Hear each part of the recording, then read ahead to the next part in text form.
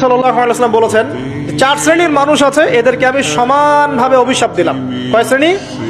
চার শ্রেণী। জাস্ট শুনে রাখেন হাদিসগুলা।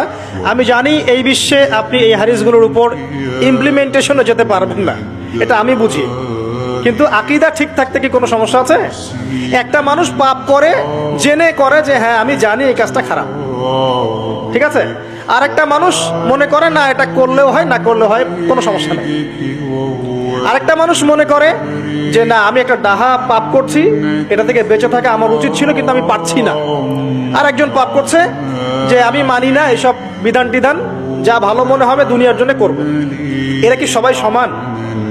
একজন মানুষ যে জানে যে এটা খারাপ কাজ কিন্তু বাধ্য হয়ে সে করতে হচ্ছে, সে ব্যক্তি তো ওর চেয়ে কিছুটা হলেও উত্তম নাকি যে ব্যক্তি দেধারসে পাপ করছে? আচ্ছা, ওই যে এক ছেলে বলেছিল আমাদেরকে মেসেজ করে যে আমি একটা মেয়েকে খুব ভালোবাসি হুজুর, তাকে বিয়ে করতে চাই, এখন ওই মেয়ের বাসার লোকজন রাজি হচ্ছে না। এই ছেলের মধ্যে হারাম অ্যাফেয়ার্স আছে ঠিকই, কিন্তু সে তাকে বিয়ে করতে চায়, ওটা হালাল করতে চায়। আর এক ছেলে মেসেজ করছে, সে বলছে যে আমি এরকম জেনায় লিপ্ত ছিলাম, এখন আমি কি করব? আমি কি ওগুলো ছেড়ে দিয়ে ফিরে আসব, নাকি আমি ওই মেয়ের সাথেই জেনা অব্যাহত রাখবো? এই দুই ব্যক্তি কি সমান? সমান না। এটাই বোঝাচ্ছি আপনাদেরকে। দেখুন, চার শ্রেণী মানুষের কথা নবীজি বলেছেন। এক শ্রেণী হচ্ছে সেই ব্যক্তি যে নিজে সুদ খায়। কারা কারা খাই? এবার হাত উঠান, কারা কারা খান? আলহামদুলিল্লাহ। দ্বিতীয় শ্রেণী যারা খায় না কিন্তু মানুষকে দেয়। এবার দেন কারা কারা? আচ্ছা। তিন নাম্বার, খায়ও না দেয়ও না, খায়ও না দেয়ও না, সাক্ষী থাকে। সাক্ষী আছেন কারা কারা?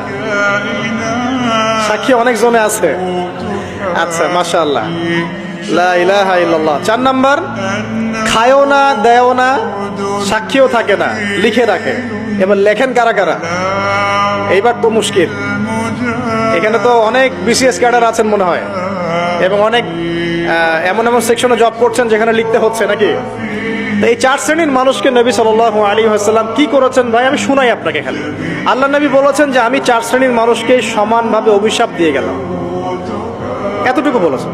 এবার আপনি যদি মনে করেন যে নবী সাল্লাল্লাহু আলাইহি ওয়াসাল্লামের অভিশাপ কাঁধে নিয়ে আমার আমলগুলো কবুল হচ্ছে, বা আমি কবরের অ্যান্সার দিতে পারবো প্রশ্নোত্তর, আমি মিজান, এই মিজানের দাড়ি পাল্লা আমার নেকির পাল্লা ভারী হবে, বা আমি রাসূল সাল্লাল্লাহু আলাইহি ওয়াসাল্লামের সুপারিশ পাবো, হ্যাঁ, বা আমি রাসূলের সাথে জান্নাতে থাকতে পারবো, আমি বলবো এই চিন্তাটা হবে একটা অলিক প্রসূত কল্পনা, আর কিছু না। এখন তওবা করেন আমার সাথে, বলেন আজকে থেকে কোনো রকমের সুদি কারবারে থাকবো না। তওবা করেন, বলেন আস্তাগফিরুল্লাহ আল্লাযী লা ইলাহা ইল্লা হুয়াল হাইয়ুল কাইয়্যুম ওয়া আতুবু ইলাইহি। তওবা করলেন তো? ভ্যান চালায় খাবেন, রিক্সা চালায় খাবেন, কৃষিকাজ করে খাবেন, ব্যবসা করে খাবেন, ছোট্ট একটা মুদির দোকান করে খাবেন, যদি কিচ্ছু করতে না পারেন রাস্তায় মুচিগিরি করে হলে খাবেন, সেলুনে বারবার হয়ে খাবেন, তারপরে সুদের দিকে যাবেন ইনশাআল্লাহ। পারবেন? আপনার রিজিক কি আপনার হাতে না আল্লাহর হাতে?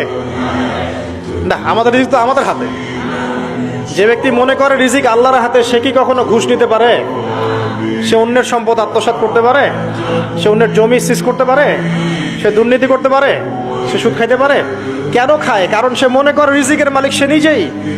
এগুলো করলে তার সম্পদ বাড়বে, না করলে সম্পদ বাড়বে না, এই কারণেই তো সে কাজগুলো করে। আর আমি খুব ভালোই বুঝি, অ্যাটলিস্ট আমি খুব ভালোই বুঝি যে এই কাজগুলো ব্যক্তিরা কেন করে। উত্তর শুনবেন? উত্তর হচ্ছে পরিবারের জন্য। কার জন্যে? পরিবারের জন্য। মা, বৃদ্ধ মা আছে দেখতে হবে, দুই বাবা আছে দেখতে হবে, স্ত্রী আছে, আর স্ত্রী মাশাআল্লাহ একদম ফেমিনিস্ট, তার চাহিদা পূরণ করতে তার হিমশিম খেতে হয়। হ্যাঁ, একটা শাড়ি নেবে 20,000, ঠিক আছে, স্ত্রীর চাহিদা অনেক, গহনা গাড়ির অনেক চাহিদা, আর না দিলে তো আবার সমস্যা, বাসায় গেলে তো মানসিক টর্চার সেলে রেখে দিবেন। এখনকার বেশিরভাগ পুরুষই কিন্তু নির্যাতনের শিকার। এখনকার বেশিরভাগ পুরুষ কিন্তু পুরুষ নির্যাতনের শিকার। ম্যাক্সিমাম বাসায় গিয়ে দেখবেন টর্চার, এক একটা রিমান্ডের সেলের মতো, বুঝছেন? এবং এটা 7 দিন 5 দিন 7 দিনের রিমান্ড না, এটা লাইফ টাইম রিমান্ড, মানে পুরো পুরো জীবন ধরে রিমান্ড চলবে আর কি।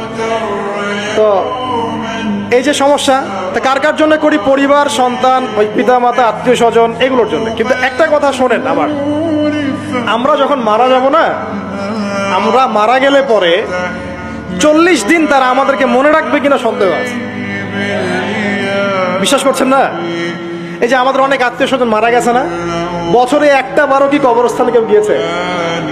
হয়তো যায়, মৃত্যুবার্ষিকী ওই দিন যায়, তাই না?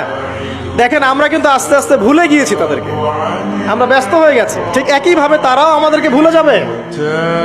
এই জন্যে আমি বারবার আপনাদেরকে মনে করে একটা কথা, আমার জীবন থেকে উপলব্ধি করি একটা কথা, যে একমাত্র আল্লাহ ছাড়া এই পৃথিবীতে এবং পরকালে আমাদের আপন বলে কেউ নাই।